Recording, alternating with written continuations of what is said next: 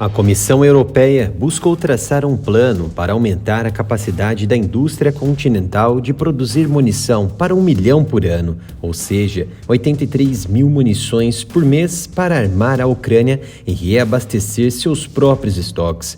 Com sua lei de apoio à produção de munições, conhecida como ASAP, a Comissão Europeia busca incentivar a indústria de defesa da Europa a investir no aumento de sua capacidade de produção, seja em componentes da cadeia de suprimentos, máquinas ou pessoal, para garantir sobrevida na guerra de procuração no leste europeu.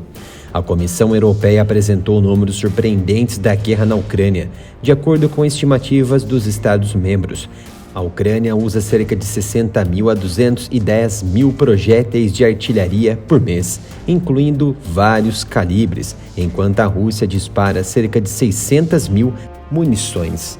Nesse patamar, os aliados da Ucrânia estão enfrentando um desafio industrial nas capacidades de produção para produzir munição e equipamentos para combater a guerra. Para apoiar a Ucrânia no curto prazo, a Europa deve continuar fornecendo equipamentos do próprio estoque, mas também precisam repriorizar a produção atual e direcioná-la para a Ucrânia como prioridade. Até o momento, a guerra se concentra na Ucrânia. Tudo se concentra no leste europeu, mas nesse cenário de imprevisibilidade, a guerra pode se expandir para o velho continente e se preparar previamente para isso é necessário. E quando se trata de defesa, a indústria bélica deve mudar para o modo de economia de guerra.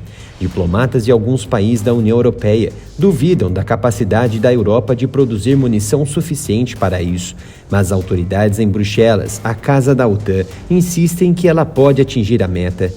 A indústria de defesa da Europa tem sido cautelosa ao investir em seu ramp-up, a fase de implementação da indústria bélica europeia, já que os pedidos dos Estados-membros permanecem incertos no longo prazo e, portanto, no investimento. Para isso, em 13 de julho, o Parlamento Europeu apoiou o uso de até 500 milhões de euros do orçamento da União Europeia para financiar as capacidades de produção industrial do bloco para munição, como mísseis terra-ar e de artilharia.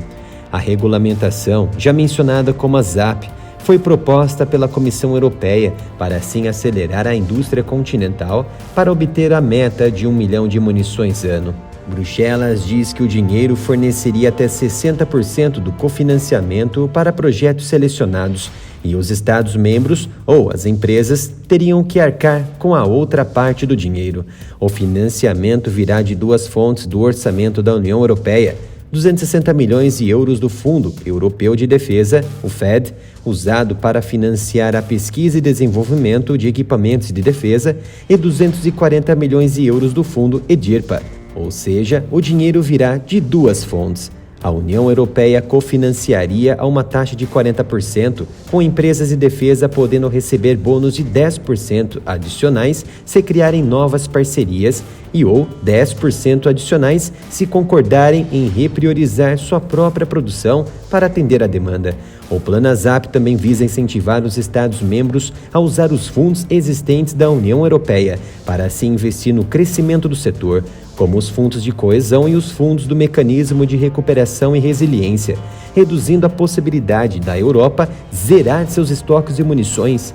Isso porque, atualmente, por exemplo, a capacidade de produção anual de munições de 155 mm e entre outras munições padrão OTAN é de apenas 300 mil munições por ano, cerca de 25 mil munições ao mês, para uma Ucrânia que utiliza 6 mil a 10 mil todos os dias, algo em torno de 180 mil por mês. Quer ampliar seu conhecimento com nossas análises geopolíticas e militares diariamente? Basta se inscrever aqui no canal e ativar o sino de notificação. É simples e fácil.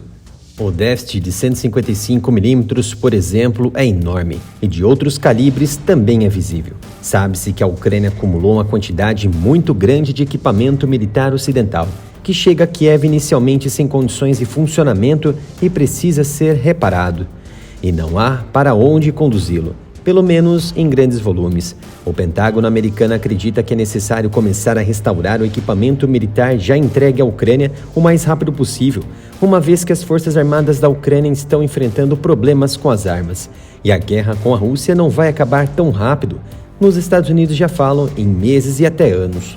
O Ocidente não tem mais armas para transferir para a Ucrânia.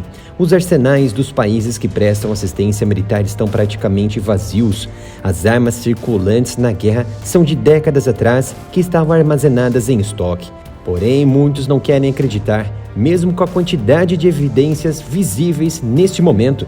Uma delas é a própria Europa se ajustando nesta guerra. Alguns fornecimentos ainda serão realizados, mas não se deve esperar os volumes do ano passado e do primeiro semestre deste ano. Não somente a preocupação se concentra na produção de munições, estoques internos para os estados europeus como defesa diante de uma possível guerra futura e a transferência de parte da produção para a Ucrânia, mas os desgastes dos canos de artilharia com o passar do tempo e que devem ser substituídos, um problema de médio prazo. É a primeira vez que a União Europeia financia diretamente a produção de armas. A União Europeia funciona como uma fonte de financiamento para seus respectivos estados. Esses devem trabalhar com suas indústrias para atender à demanda de guerra, bem como seus governos se esforçarem para atingir as metas de investimento em defesa da OTAN, cuja função é ser a fonte de defesa e de armamentos. É interessante que o novo esforço europeu pode ser direcionado não apenas para máquinas e linhas de produção, mas também para cadeias de suprimentos, que podem incluir a fabricação de pólvora para evitar gargalos ou o reajuste de munições antigas nos estoques dos Estados-membros, para assim garantir que sejam utilizáveis. O comportamento da União Europeia com seus Estados-membros e novas regulações segue um processo adotado na Segunda Guerra, porém a um nível ajustado e restrito. Isso porque, para atender às necessidades do novo projeto europeu, caso uma empresa não esteja disposta a reorientar sua produção de munição, a Comissão Europeia poderá ordenar que ela o faça. As renúncias abrangem o direito das fábricas funcionar 24 horas por dia, 7 dias por semana, uma medida verdadeiramente de guerra. Porém, sem alarde, e muitos não querem acreditar nesta situação. E nenhuma emissora de TV analisa a real situação europeia e mostra a realidade, ou por medo, ou por esconder os gastos e desfechos de uma guerra no futuro. Receba nossas informações e análises em tempo real diretamente em nosso grupo no Telegram, pelo link que deixamos aqui na descrição do vídeo. E também siga o canal lá no Twitter e no Instagram pelo @AraMilitaroff.